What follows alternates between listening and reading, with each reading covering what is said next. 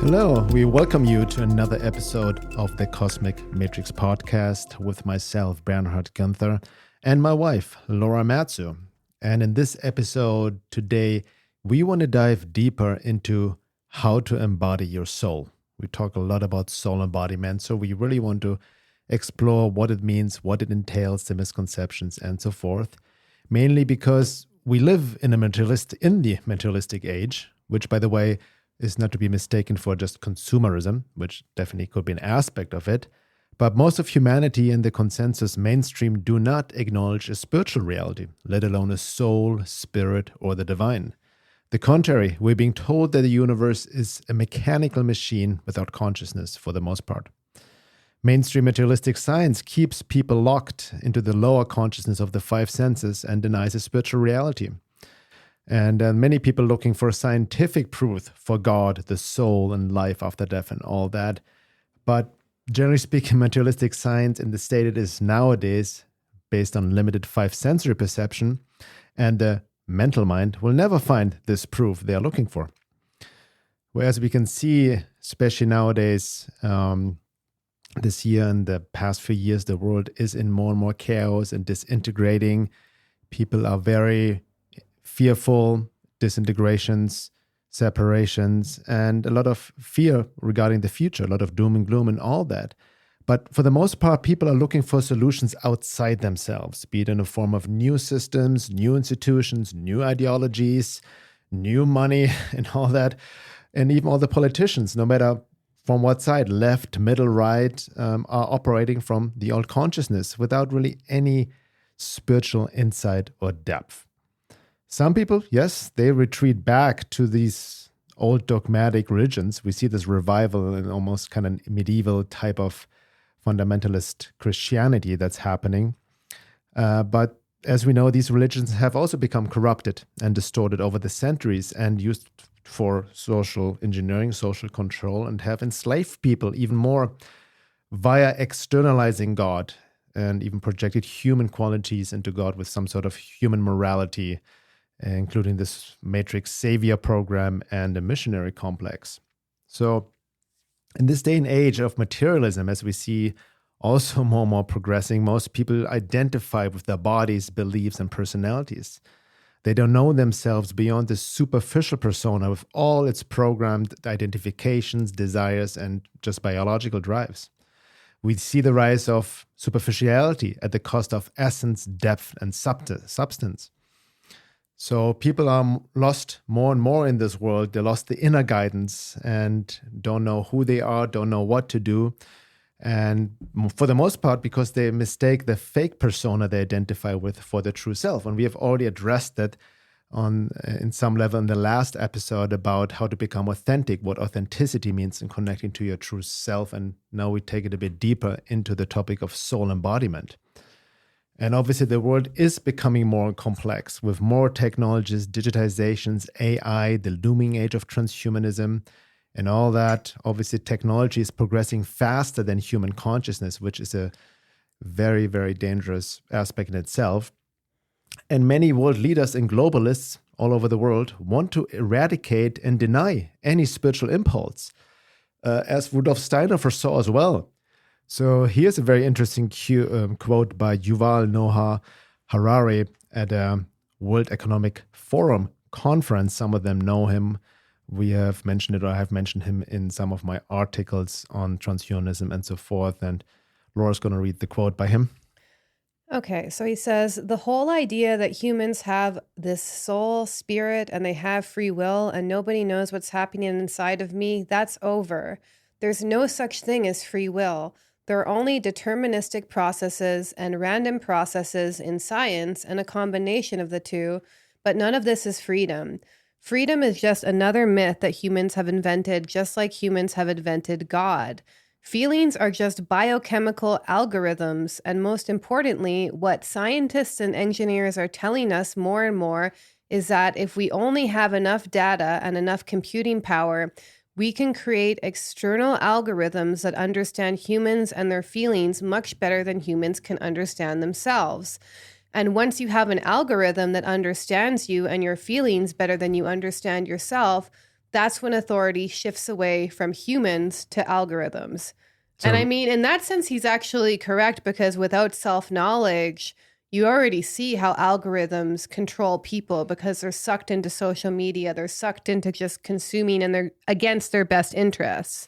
well, it's interesting that we could discuss this later. He has some point that, there's no true freedom if you're just acting from your mechanical conditioned programs and just follow your biological drives without discernment. There's no free will. But we talk about this idea of what true freedom and free will implies. Obviously, the first part I disagree with. I mean, and now, and then compare this to what Rudolf Steiner said literally over 100 years ago in a talk in 1917 in Dornach, Germany. Go ahead. Okay. The time will come, and it may not be far off, when quite different tendencies will come up, and people will say it is pathological for people to even think in terms of spirit and soul. Sound, in quotations, people will speak of nothing but the body. It will be considered a sign of illness for anyone to arrive at the idea of any such thing as a spirit or soul. People who think like that will be considered sick. And you can be quite sure of it. A medicine will be found for this. The soul will be made non-existent with the aid of a drug.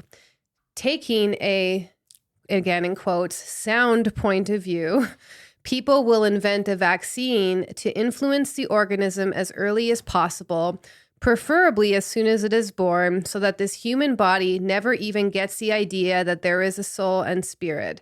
Materialistic physicians will be asked to drive the souls out of humanity. And for those who want to know where it's from, come from a talk called The Fall of the Spirits of Darkness, Changes in Humanity's Makeup from 1917. Yes. So you can see this obviously relates to another big topic. You've talked about this. I've written about this as well. The spiritual consequences of the COVID vaccines, pharmaceutical industry, allopathic medicine, all relates that. We've talked about this before. We'll talk about this more in the second hour as well. But really, that's why soul embodiment is so important. Because in order to counteract this takeover of this Ahrimanic, almost demonic, materialistic impulse, we need to embrace spiritual science. So spiritual science also implies activating the higher centers and faculties beyond the five senses. And we need to take a deep look within to find the truth of our being and embody the soul. As I've said many times, it's soul embodiment or bust. This is really what we're up against. No outside solution is going to save us from anything until we come on alignment with who we truly are. Literally, humanity's future depends on it. Otherwise, as we mentioned before, humanity may experience Atlantis 2.0, and we have to start this cycle over. So in this podcast, we really take a look into what soul embodiment really is. How to embody your soul and the many misconceptions about it. We'll also show how practical psycho-spiritual work results in soul embodiment and accelerates the process. So we really want to define what is embodiment, soul, and how to embody the soul, what the process entails, and so forth, going really deep within that. And then in the second hour, which is only available for members, if you're not already a member, you can sign up at my website, veilofreality.com, to get access to over 120 episodes of the second hours, which is a lot of material we usually cannot talk about on the first hour. We will explore in the second hour the relationship between soul embodiment and alignment of divine will, what true freedom really is, going back to this quote by Yuval Noah Harari, and tying that into free will, and that not everyone is ready to engage in this work during this cycle right now, which also ties into the top of organic portals. We look into the prerequisites before one can engage in this work without falling into various traps. We look how this also ties into soul fragmentation and what can happen with trauma when we need to retrieve parts of ourselves that we have lost, even relates to past life trauma and all that, exiles the inner child and so forth. How parents need to be in touch with their own soul, very important, their own heart, to mirror this to children, especially nowadays. It's so key that we give our children more spiritual education as well and engage in this work ourselves so they get inspired to that. It's very important nowadays. And how pharmaceuticals can numb the emotional body, disconnect us from the soul, similar to what Rudolf Steiner just mentioned as well. But before we dive into this and talk about soul embodiment and how to do it, a little announcement. The 14th round of our 14-week group coaching program, Time of Transition, Embodied Soul Awakening, where we go deep into this process based on the inner and outer work and the fourfold approach of holistic self-work, starts May 6th until August 12th, and enrollment already started. As a matter of fact, we're about 70% full now. It's limited to 35 people. So if you're interested, go to the website thetimeoftransition.com and you can find more information there. And there's also more information application form. It's only by application, and again, limited to 35 people. So go there to apply. And yes, let's dive into this. So before we go into it, again, I want to quote two quotes to set the stage, so to speak. And that's another one, very important one, very sobering one by Rudolf Steiner. Everything depends upon insight into the spirit that is lying hidden in European and American culture. The spirit from which men flee, for which the sake of ease they would fain avoid, but which alone can set the feet of humanity on the path of ascent. People like to put their heads in the sand, saying that things will improve of themselves. No, they will not. The hour of a great decision has struck. Either men will resolve to bring forth the spirituality of which I have spoken, or the decline of the West is inevitable. Hopes and fatalistic longings for things to right themselves are of no avail. Once and forever, man has passed into the epoch where he must manipulate his powers out of his own free will. In other words, it is for men themselves to decide for or against spirituality. If the decision is positive, progress will be possible.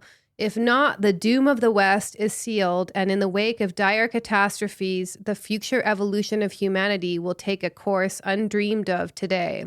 Those who would strive for true insight into these matters should not, nay, dare not, neglect the study of life of soul in mankind at large, and in the different peoples, especially of East and West. So before I maybe read the next quote by Sri Aurobindo a bit later, but this reminds me because, again, Rudolf Steiner hinted at that already over 100 years ago. And we see nowadays literally the decline of the West, where we see people talk about it, in the US, also in Europe, forced multiculturalism, illegal aliens, like an invasion is happening. The socialist, Marxist, neo-Marxist takeover, communist takeover in institutions and all of it, the leftist wokeism, we see it all over. We see a decline of Western values, but they still try to approach it externally. Maybe a new politician, a new system. Let's get some conservative right-wing person in. It's consistently externalized, but nobody's addressing the elephant in the living room, from my perspective, which is exactly that. We need a spiritual revolution. Well, and the main thing, too, is that what we've seen over the past 4 years is everyone worships the Church of Scientism, which is basically the foundation of materialism, is only that which you can detect with the five senses, with a scientific instrument, is real. And that's what people worship. So when you say something and people are like, oh, where's your studies about this? Where's your peer-reviewed studies? Yes. And what we're talking about basically goes beyond that. Maybe in the very far future, once we accepted spiritual science, we'll have invented instruments, but we're not talking about things that can be detected with the five senses, which is why the majority of mainstream/consensus people throw out ideas like spirit, soul, God, astrology, because it can't be proven with their scientific instruments, or at least they're not willing to explore how it could be. It's all about statistics and data. So people are caught in this a very limited framework, and that's what we need to break out of. And we're conditioned by this. Like, even I know for myself, when I first got onto the spiritual path and started exploring different energetic modalities and understanding the science of like energy and different sorts of healing, since my mind was conditioned via materialism and worshiping the scientific method, there was a part of me that was like, oh, am I just making this up? Is this not real? Like, how could this be? So you do experience some level of cognitive dissonance, with the exception of like maybe growing up in a family where they accept these realities.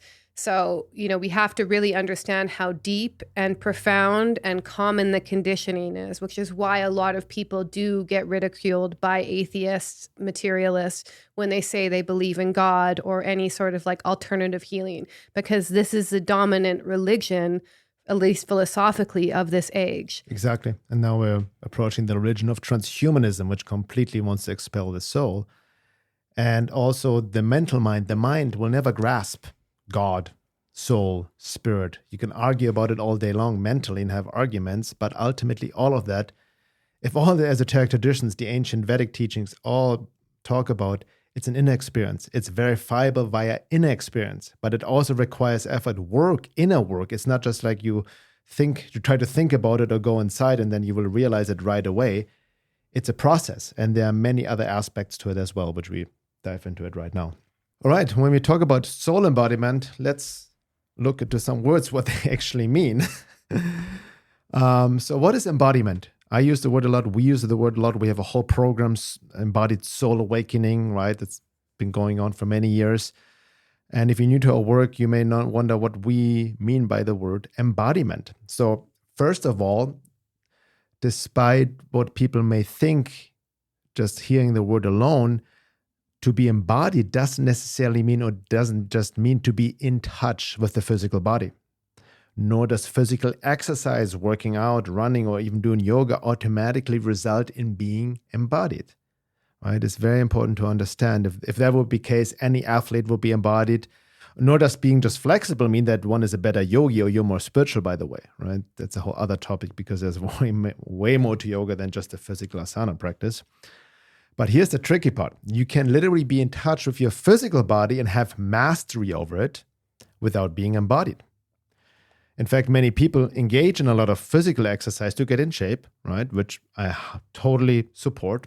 I am engaged in physical exercise, working out, do yoga, go on runs, hikes, all of that. You need to take care of your physical body, but oftentimes it can become an obsession due to social, culturally conditioned body image and insecurities, or can be trauma response, building more armor, more muscle to avoid feeling.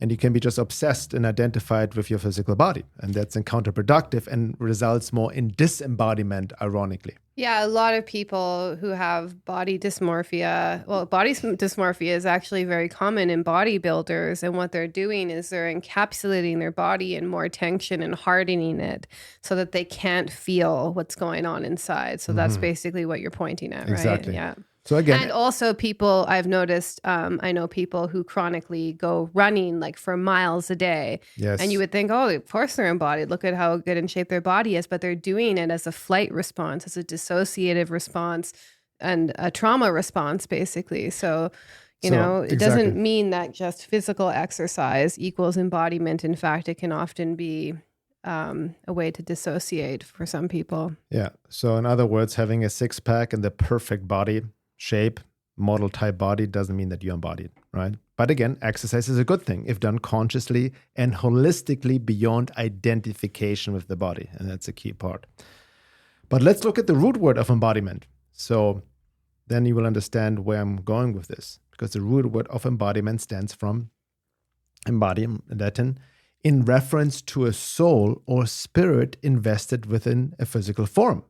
And the synonyms for embodiments based on this root word are incarnation, avatar, and manifestation.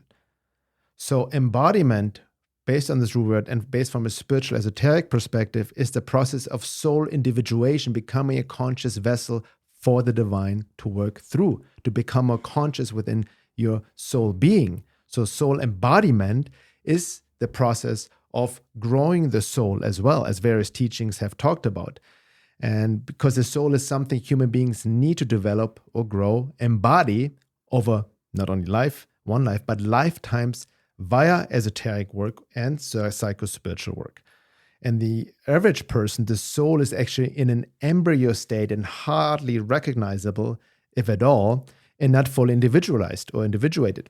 And until the soul is matured, one's identity lies in the mechanical false personality that the false self most people mistake for the true self. But an embodied soul becomes the seed of the creativity and dynamism of the real self and the personality, and ultimately an expression of one's higher self connected to spirit and the divine within. So embodiment in this holistic context is literally about connecting with your soul being your true self beyond the physical body, beyond the personality. So I want to be really clear that yes, exercise, especially yoga and getting into your body, qigong, more like holistic body-mind practices are key and help you in the process of embodiment and soul embodiment. But most people use it just as an exercise to get in shape physically, which I also, again, highly encourage. But in order to embody your soul in this process of an inner awakening, to get in touch with your true soul nature and connection to the divine, deeper work is necessary. And that goes into psycho-spiritual work, combining psychological work with spiritual work. And we look into these aspects right now. But before we dive into that, when we talk about soul embodiment, let's look into the question real quick: what is the soul? So I'm going to refer to Jeffrey Wolf Green's definition. He basically sees the soul as an immutable consciousness that has its own individuality or identity that remains intact from life to life. So his information is mainly coming from Sri Yukteswar, who is Yogananda's guru. And he actually correlates astrologically Pluto to the soul and evolution. So we evolve through multiple lifetimes through this immutable consciousness. Another way that I've heard, I don't know if this is Mark Jones or this is Jeffrey Wolf Green's idea, is that they likened basically God, source, to the ocean and the soul as a wave emerging from the ocean, meaning that as we individualize and incarnate, we separate from source and develop an individual nature. And yes, ultimately, we are one with the ocean, like the wave, meaning the soul rises from the ocean of consciousness, but we will return back to that one consciousness, but we do still have individual nature. So, and he basically says that, the soul manifests from lifetime to lifetime, an ego, which she actually likens to the moon, that serves as a focusing agent to create one's own self-image. So I'm reading, by the way, from her first Pluto book, and I'm adding my own notes. So the moon is kind of similar to the lens on the projector. So you have a soul, and then you project different egos, i.e. your current personality, your persona in this lifetime, as seen through your moon, onto the movie projector. And so each personality that you create from the soul experiences life in its own unique way, but it's all relating to the evolutionary necessities of the soul. So the soul, through the personality or ego, experiences life in particular ways in order to grow and evolve. And this is linked to your past karmic history and where you're meant to go. So And one more important thing that I found really fascinating about his idea of the soul and how it incarnates over lifetimes is that within the soul, there exists two coexisting desires. One is to desire to separate from that which created it, i.e. God or the divine, and the other is to return to the source of creation. And these creating opposing desires basically instigate the whole drama of personal and collective evolution. And essentially, this is something we really go into deeply in the course. I even give people each their own Pluto placement. They can look it up and how it relates to the nodes and etc. So this is a whole, not only philosophy, but it's like a formula for understanding your own soul lessons. But basically, what he says is that desire is a determining force that dictates reality of each individual. And then ultimately, it's about eliminating desires that you have to separate yourself from source. And then eventually there only becomes one desire, which is to reunite to the source from which you came. However, I want to make a note that teaching can easily be used as spiritual bypassing and be like, oh, I'm just going to I don't need to get a job. I don't need to do any of this. I'm just going to return to God and just whatever, That's actually not the point. Is you need to acknowledge the desires that are actually there, exhaust them through your own basically choices and experiences. Like your soul desires something because it wants to experience that for its own evolution. And then eventually, yes, you do exhaust all desires and you only have one desire, which is to unite with the divine again. But this is a process. This is not something that you just like skip over. And he also really articulated, what we've talked about on many other podcasts, that you go through 3 phases of evolution. One is the consensus phase, where you actually need to learn about the world around you, i.e. the mainstream and how it operates. 2 is the individuated stage, where you start to basically break free of that conditioning and decondition yourself so that you can discover who you are as a unique soul. And then the 3rd is the spiritualized stage, where you start to eliminate the separating desires and return to source. So soul is directly linked with karma and is directly linked with the egos, i.e. the personalities, i.e. your name, where you're born, the family you're born into, that your soul decided to create the circumstances for in order for you to evolve. So your soul designed all of this, basically, is what I'm trying to point out. And you were going to say something? Yeah, I want to just tie this into, because I know Jeffrey Wolf Green has also been influenced by Sri Aurobindo's integral yoga. Mm-hmm. And I reference him a lot. You know, the synthesis of yoga, and Sri Aurobindo's work is also synthesizing all the various ancient yogic teaching, going back to the Veda teachings, the most ancient ones based on the Rishis' insights. And ultimately, the soul is an aspect of the divine expressing itself, quote unquote, through you. But as Laura just mentioned, and I hinted as well, it develops and evolves over many incarnations and lifetimes. That's the key point. And the soul itself is the individual spark of the absolute consciousness, which within each human being, hidden deep within the physical body and the external persona. So everybody has this spark, but not everybody has full access to it. And the more it evolves over lifetimes, the more the soul, quote unquote, grows, as Gurdjieff said, or your astral body, whatever you may want to call it. And the more then, as Laura said, the quote-unquote soul desire comes through when you look for deeper meaning and you start to engage in the great work consciously.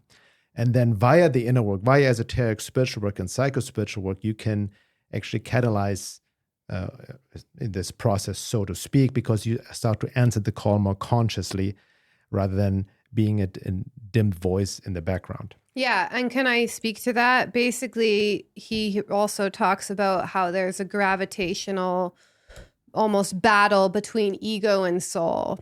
And I would actually argue that in this day and age, since we're so head-centric and so stuck in our minds, that this battle has even intensified. Yes. And the fracturing has intensified. So basically what he says is that when we first start out on our path of spiritual development over lifetimes, we are mainly identified with the ego. So we think that ego personality, where we're born, the conditioning patterns where we're born, our name, our job, whatever, is who we are. And the gravitational pull is very strongly towards that. And the soul is like just unconscious in the background, basically.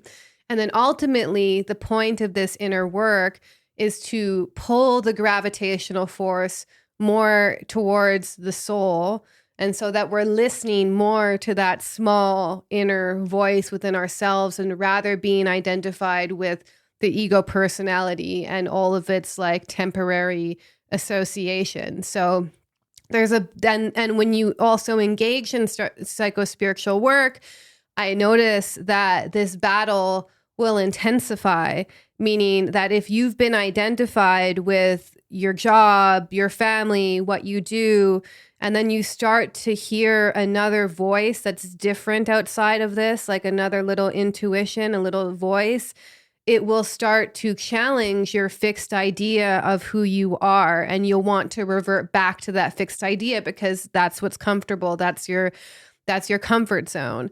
And so over time, it is about learning how to like pull the gravitational force back to the soul where it belongs and just let go of that, or just not let go, but like identify less with the personality that you took on in this lifetime, and rather just seeing the personality as a vessel for this soul's evolution in this lifetime. Mm-hmm. But there's a lot of tension going on. And then just to add on to that, to take it further, because he really stressed, he stressed that the moon was correlated with the ego. So the moon is associated with emotions, instincts, habitual patterns. And I would argue, and I've seen this many times, and people we work with, just when I go out and about, is that people are even disconnected from their emotions. Yes. So they're totally identified with like a mental construct or their heads and like the ideas that they have floating on in their heads. And we live in an especially mental culture, meaning people are just identified with thoughts, ideas, etc., and they're not in touch with their emotions. So getting in touch with the emotions, and I've said this so many times, is actually the first step to getting in touch with the soul. Yes. And then you pull the gravitational pull deeper into the soul from the emotions. Very important point. Gateways are the emotional intelligence, processing, feeling all feelings, not dissociating them, not getting overwhelmed by them, but allowing yourself to feel them without identifying, and transmuting the emotions helps to ignite the spark of the soul. And like you rightly said, people are already so dissociated in the mental realm, and then they develop a mental concept of spirituality, and the intellect fools them, and they think they have mentally transcended duality, but it's all spiritual bypassing. Okay, so now we looked at what is the soul? What does embodiment mean? So let's look into what is soul embodiment. That's the term we use, right? Not only in our program, but in my writings. And this process is very key in this day and age. So we use the term soul embodiment in a nutshell as the overarching process of soul evolution over lifetimes, the progression of the psychic being as an aspect of the soul, as Sri Aurobindo would say, to infuse the physical body and the outer consciousness, the personality, more and more with its presence, as it becomes the master of the outer nature and spiritualizes body, mind, and life. Like Laura just said, then the personality, the ego, is not this illusory independent figure, but it becomes a conscious transducer, perfected instrument for the soul that is in alignment with its divine nature and divine will. That's really the key point. And soul embodiment, very important to note as well, is not about escaping the world, as the old religions have taught, be it the Christian view of rapture and just heaven and in the afterlife, or the old Eastern view of escaping Maya and the terrestrial physical existence. It's not about denying physical existence. It's about spiritualizing our body and life. It's about fully engaging in life and not retreating or escaping anywhere. And ultimately, soul embodiment is about becoming a conscious instrument for divine. Or divine will, so we may transform ourselves and the world and live in alignment in accordance with our true nature. And this is the true ultimate quote-unquote solution out of the mess we're in this world. And this is the ultimate teaching function. Even this mental age, this age of materialism, has this teaching function, but we're in danger of sinking deeper into that, even with the age of transhumanism and the other forces that want to dislodge our spiritual nature, so to speak, our soul nature. So we need to engage in this process consciously, because soul embodiment will also connect you with your true, unique soul purpose. Yeah, your deeper gifts and talents you have, and also your creativity, energy, and all that. That's a big thing, because as someone who does evolutionary astrology readings and kind of talks about these things with people, which I basically only offer in the course right now, by the way, so don't email me. But because a lot of people come to understand more of their purpose. And while I can tell them certain archetypes that they're working with, if they connect with their soul, their own inner knowing is a better guidance system than me just mentally downloading them with the idea. Like, everything that I've done in my life that's meaningful came from a deep inner calling within me. I didn't need to talk to an astrologer. I didn't need to talk to a therapist.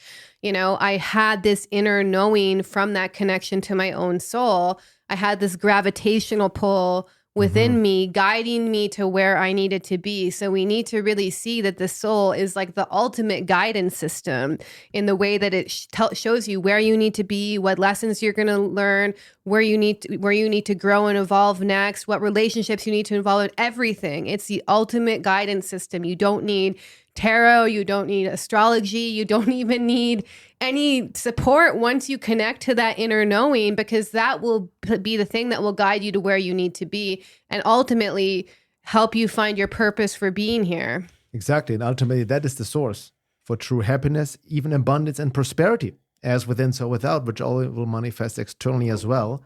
But you're also not attached to it, right? You found your true kingdom within yourself. It brings forth your eternal nature and identifies you with the higher nature beyond just the body and the personality of who you think you are. Right. So let's look at some of the signs of bringing forth essence and making soul the master. Ultimately, the more you're connected to your soul and essence, the more access you also have to creativity, to joy and energy, the more you're involved in life without wanting to be anywhere else. That's a key aspect. Though still, if you believe you don't like it here, I want to escape, I don't want to come back in my next incarnation, and all the things we've heard, I've believed at some point, and you want to escape this prison planet, this life sucks, you're not acting or thinking or feeling from soul, but from your wounded ego personality. And I will have to say, when people want to escape, it's because there's something in their body that's too painful for them to face. Like, first off, number one, who is the I that's speaking that wants to escape? Like, it's probably not the true self is what I'm pointing at. It's probably a very wounded part that just wants to go away. It's probably an exiled, wounded inner child. So, when you want to escape, okay, well, what do you want to escape from? Because your soul ideally is somewhere within your heart and it wants to escape. I don't believe that, actually. I don't think this soul just wants to eject itself unless the conditions are really, really, really dire. So who's the I that's speaking? I think that's, to me, it's usually a kind of a cover-up for some sort of trauma, or not a cover-up, but a response to trauma, a response to dissociation. And what happens with trauma and dissociation, the feelings that are in the body are so intense that we just want to get out of it. Yeah, exactly. Very well said. So it's very important to understand that your inner joy and fulfillment and so-called happiness, which people strive for externally, but then when you're connected to your true soul being, does not depend on outer circumstances. You're also not attached to your desires anymore, as Laura mentioned before. You can still embrace them, right? It's not about spiritual bypass and you feel you're just existing without needing anything. No, you're still engaging in physical life, right? You can still even enjoy the material side of life, your physical desires, but they are not the source of your fulfillment and happiness, and you're not that much attached for them. It's a place of much greater freedom, right? This is very important to understand. You will also be more in touch with your intuition and inner guidance, and not looking externally from somebody telling you what to do or showing you guidance. You will also more have access to extrasensory perception and see yourself even maybe becoming more clairvoyant or clairsentient. You activate the higher faculties beyond five sensory perception. Or any of the clairs, by the way, like clairaudient and whatnot. Yeah, exactly. The other two. You will perceive others more accurately, very important, not overlaid with your projections or wishful thinking, positive or negative projections. You won't be deceived by appearances. And you won't be reactive, but more grounded in your responses and actions. You will experience less fear, but more trust and faith in life, because you see more and more the divine in all. The more you are in touch with your own divine nature, your soul being, the more you see the divine action in the whole world. And it's an experience. It's not an intellectual understanding, right? It's a deeper realization. And you'll also be able to regulate yourself more, not be thrown off by external events, especially nowadays, right? Which can us easily throw into fight and flight and all that. And I also want to say, I correlate the soul and what they call self energy in IFS as pretty much the same thing, meaning you have a personal connection to self, and then you have the transpersonal self, which is what the Eastern traditions refer to when they say self-realized. So we're not referring to that big S self. This is the small S self.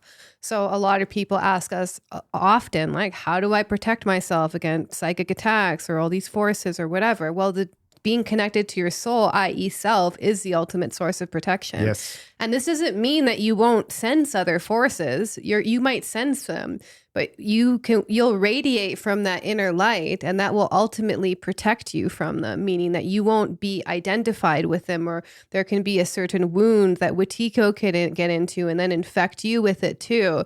But as long as you can stay grounded in the center of your being in that way, it becomes a little bit of a force field. And it also becomes a good barometer for when you're getting off track and how to put yourself back on track. Because these kinds of forces and the way that they influence us, whether it's from a minor psychic attack or whether it's just from too much consumption of the mainstream media and then getting really hooked into the kind of collective consciousness, they tend to derail us and they tend to get us more identified with the ego personality. And then we get into all sorts of time wasting things. So, it is really important to kind of build a little bit of a cage around yourself so that you can focus on this inner work for a while, so that you can really ground your center of consciousness in the soul a little bit more, so that you can feel more protected, more guided, more intuitive, and all the other things in life. Well, on that reminds me on the side note, then these forces, are called hostile forces, entities, we've talked about them in their various disguises, then also have a teaching function in that sense. As the mother would say, they test your sincerity. But even quote unquote evil, and what we talked about before, the threat of eliminating the soul and all these evil forces out there, they have a teaching function, because what is the lesson here? It kind of quote unquote forces you, or should inspire you, to engage in the work of soul embodiment, because the more you're connected to your soul essence, to your soul being, bring it to the front, the less affected you are by all of this craziness in the world and the threat of dislodging your soul. The more you're anchored in your body, in your being, via soul embodiment, that's the way out, so to speak. That's why I always say soul embodiment or bust. But in the end, that's the bigger teaching lesson. And Laura is correct. The best protection is living from self, bringing the self to the front, or the soul. Yeah. So let's look into the obvious question, some pointers about how to embody your soul. There are various ways, but ultimately it is having a grounded approach of psycho-spiritual work based on this fourfold approach we always talk about, in which we go deep in our program, on the physical, emotional, psychological, and spiritual levels. So, because ultimately we need to remove, or rather transmute and transform, what is in the way of our true nature and soul being. So it's not about creating it, it's removing of what is, and having access to what is already there, right? There's all kinds of shadow aspects, beliefs, conditioned programs, traumas, wounds, and all of that in layers and armor, and all kinds of parts within ourselves we mistake for the true self, that are in the way of our true soul being. And again, via the inner work, we help to access what we truly are. Yeah, exactly. And similar to, what I was explaining with the gravitational pull, being identified with the ego and you need to pull it back to being identified with the soul, is that we can get identified with certain emotions, wounded parts, subpersonalities, which aren't us. We can get identified with traumas, which makes us reliving and reacting to the world as if the danger and the trauma is still there. So all of these things have gravitational pull of our awareness that keeps us more identified with these traumas or wounds or false subpersonalities than who we truly are. And the more emotional content, emotional charge behind it, the greater the gravitational pull. So if you have a big wound within you from the past, and keep in mind, this can really get buried subconsciously until we're ready to deal with it. Yes. So sometimes we have a major wound there and we don't even realize it's there. Maybe it explodes in random moments when someone triggers us in exactly the right way. And then we realize, okay, there's something there. But then it goes back underground, because what you were saying about armoring is basically our defense mechanisms that we put in place so that we never have to feel what's actually going on there. And these defense mechanisms can be happening for decades. They can be very sophisticated. Rationalization, which is a mental defense mechanism, is the most popular one. So we rationalize it by escaping into the head. Denial, projection, there's a bunch of them. So we actually sometimes need to first feel the ways that we've defended ourselves, or the numbness that has encompassed our body, before we can even get into these deeper feelings that need to be healed, like the grief or the sadness or the pain. So a lot of the time, when I was first teaching somatic meditation, I noticed that a lot of people, when they scanned their body, they either couldn't, so they would place awareness on their body similar to Vipassana, but the technique's a little bit different. They would either not feel their body at all, meaning like have no sense of it even being there. So they would place awareness on their leg and like they would have no sense of feeling their leg, or it would feel completely numb. And I would actually argue that our body is never completely numb. We can be dissociated from it, But if it's, there's actually a sense of aliveness and emotion in every single part of our body. So when we start to tune back into our body, the numbness is an example of the dissociation that it basically runs our whole life. So, this is not easy, basically, meaning what I'm pointing at is like often we need to notice the dissociation. We might need certain other ways to up and down regulate our nervous system, because if dissociation is the norm, meaning we're disconnected from these feelings, then we need to kind of reassociate in order to get into these. But the defense mechanisms are so sophisticated that it can take some time. Yeah. It doesn't come up when we want them to, too, either. It comes up when we're ready to face them. And it requires the will. It requires work. It doesn't happen by itself. And Rudolf Steiner said, nobody can do it for you. It requires your engagement on the practical level. And like Laura mentioned, you cannot force yourself through it. As it's written, you cannot take the kingdom of God by storm, the kingdom within. There's a process around it, right? But you need to engage your own will with it and engage on the practical level in shadow work, trauma work, inner child work, all of that. There are some, especially nowadays, on a positive note, there's some amazing somatic psycho-spiritual modalities emerging more and more, like IFS, internal family system, Carl Jung's work, somatic trauma work. They are amazing exactly for the work, for the great work. Very practical, very applicable, and absolutely necessary nowadays. So we're already being given the solution. It's there, and people are becoming more aware of it. Look at it 10, 15 years ago, nobody knew about trauma. Yeah. And now it's even more up in the forefront. The only downside to that is that these communities have become very woke. Yes. So when you're exploring these different modalities, it's kind of like, it's good work to work on your own triggers around woke culture, but it's been infected with the virus in itself. Yeah. But I just want to say that doesn't mean that it's not valuable. Ideally, any good psychological teaching should not be forcing an ideology on you, and you'd have a right to say no to adopting that ideology. So really recognizing your own sovereignty and freedom and boundaries within it.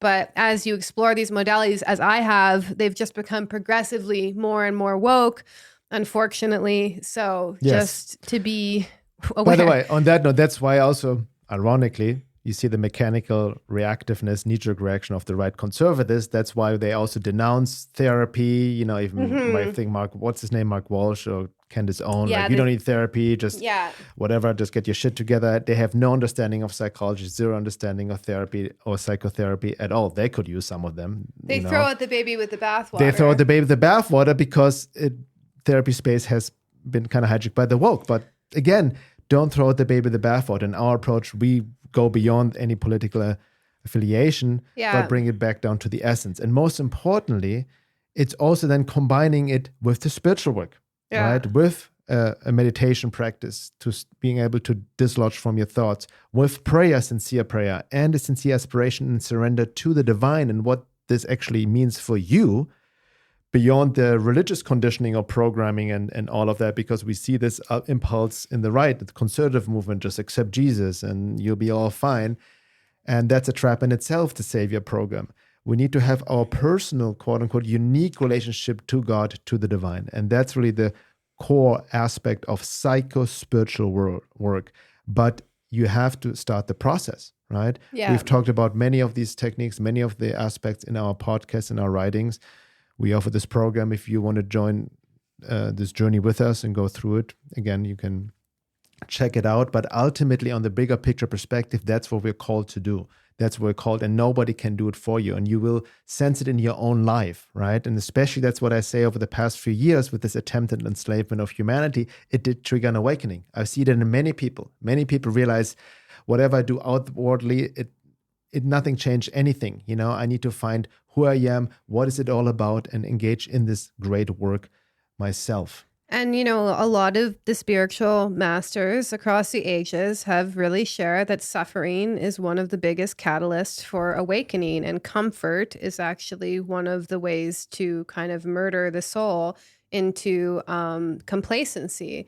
So what I would argue is actually, since it got so crazy over the past few years, it kicked people out of their comfort zone It created deeper suffering, which created deeper questioning. And ultimately, the suffering led them to start to question, okay, like, what am I going to do with myself? How am I going to heal myself? What's the meaning of my life? They started to ask deeper questions, because as long as we're living mechanically along with the conditioned ego personality and like what we were told to do from our parents, from society, from culture, we can get very far from the soul. And what I found is that's the gift of suffering, that sometimes there's nowhere else to turn but to God, but to a deeper place within yourself. And those are the biggest turning points, because you've given up on whatever the conditioned ego personality told you would make you happy.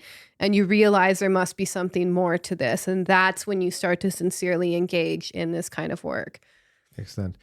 So we're at the end of the first hour. Let's close it off with this beautiful quote by Sri Aurobindo. All would change if man could once consent to be spiritualized, but his nature, mental and vital and physical, is rebellious to the higher law. He loves his imperfection. The spirit is the truth of our being. Mind and life and body in their imperfection are its masks, but in their perfection should be its molds. To be spiritual only is not enough. That prepares a number of souls for heaven, but leaves the earth very much where it was. Neither is a compromise the way of salvation. Real quick, just want to talk about what he hints at as well is the old ways of the old religion, both Eastern and Western, what I mentioned before, that we need to escape life into heaven, be raptured, or the Hindus, Maya, the physical existence is, non-spiritual. I need to get into samadhi and just stay there in the higher realms. So he's saying, no, this is not enough. Yeah. The world knows three kinds of revolution. The material has strong results. The moral, intellectual are infinitely larger in their scope and richer in their fruits, but the spiritual are the great sowings. If the triple change could coincide in a perfect correspondence, a faultless work would be done, but the mind and body of mankind cannot hold perfectly a strong spiritual inrush. Most is split. Much of the rest is corrupted. Many intellectual and physical upturnings of our soil are needed to work out a little result from a large spiritual sowing. The changes we see in the world today are intellectual, moral, and physical in their ideal and intention. The spiritual revolution waits for its hour and throws up, meanwhile, its waves here and there. Until it comes, the sense of the others cannot be understood, and then all interpretations of present happening and forecast of man's future are vain things. For its nature, power, and event are that which will determine the next cycle of humanity. So he's basically saying we need to do exactly that, is spiritualize our souls. And the changes that we see in the world are not enough until we do so. And that's the process of soul embodiment. So thank you for listening. The second hour, as we said, we go deep into this concept of soul fragmentation and how this happens with trauma, how these parts can be retrieved in order to be more in touch with our souls, how parents need to be in touch with their own soul for the sake of the children, especially nowadays, how pharmaceuticals can numb the emotional body and all that in modern living and allopathic medicine, the interrelationship between soul embodiment and alignment with divine will. We look into what true freedom is, as opposed to the ego thinks freedom is, how not everyone is ready to engage in this work during this cycle, ties in the topic of organic portals, and how fully soul-embodied humans have way more powerful effect than millions of disembodied humans. And if you're not a member yet, to get access to the second hour, go to my website, veilofreality.com, and you can sign up there, and we'll be right back. Thank you for listening.